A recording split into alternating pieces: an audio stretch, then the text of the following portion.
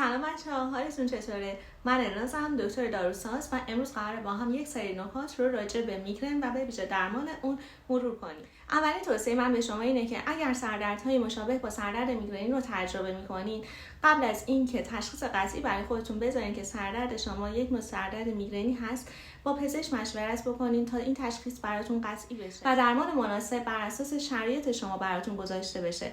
پس اصلا سراغ داروهایی که در ادامه ویدیو قرار راجع بهشون صحبت بکنیم سرخود نرید. ما باور داریم که سردرد میگرنی یک سردرد یک طرفه هست، اما باید بدونیم که درسته در بالغین در بیشتر اوقات در حدود 70% موارد میگرن به شکل یک طرفه بروز پیدا میکنه، اما در بچه‌ها برعکس هستش و بیشتر اوقات این سردرد به شکل دو طرفه بروز میکنه. شیوع این نوع سردرد به ویژه بعد از سن بلوغ به علت نوسانات هورمونی در خانم‌ها بیشتر از آقایون هست.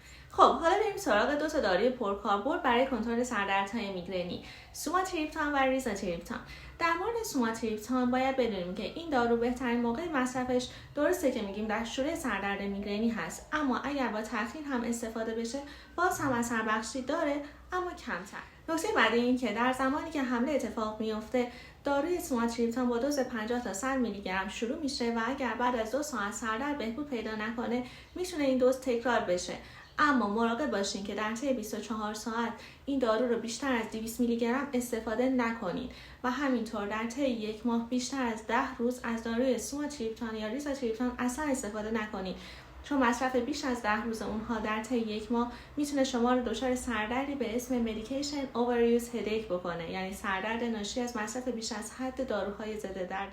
این دوزبندی برای داروی ریزاتریپتان به این شکل هستش که در طی 24 ساعت نباید از دوز 30 میلی گرم بیشتر استفاده بشه، اما نکته‌ای که داره اینه که اگر شما در حال مصرف داروی پروپرانولول هستین این دوز ماکس شما بر 15 میلی گرم. حالا یکی از علائم همراه شایع در کنار میگرن میدونیم که تهوع و استفراغ هستش و بهترین دارو برای کنترل تهوع و استفراغ میگرن در بیشتر اوقات داروی متوکلوپرامید هست. علتش چیه؟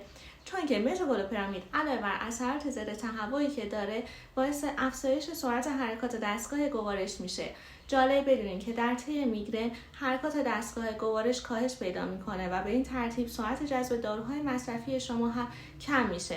پس متوکلوپرامید از این طریق هم میتونه به شما کمک بکنه، اما باید مراقب عوارض خارج هرمی اون باشین. پس قبل از استفاده از این دارو حتما با پزشک یا داروساز خودتون مشورت بکنید. جالب بدونین که داروهای تریپتان یعنی سوماتریپتان و ریزاتریپتان رو نباید در میگرن بازیلار استفاده کنید.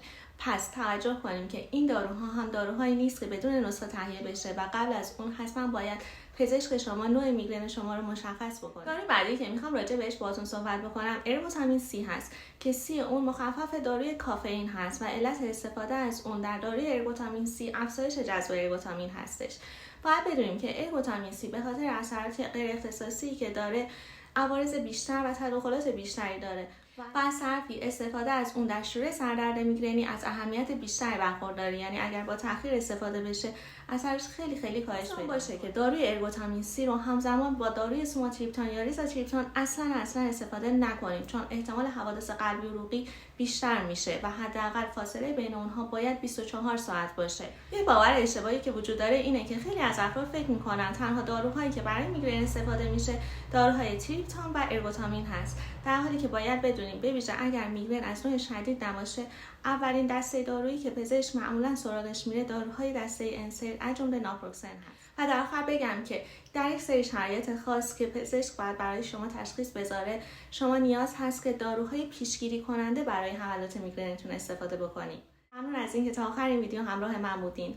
نظرتون و اگر سوالی دارین رو داخل کامنت ها برای من بنویسین. فعلا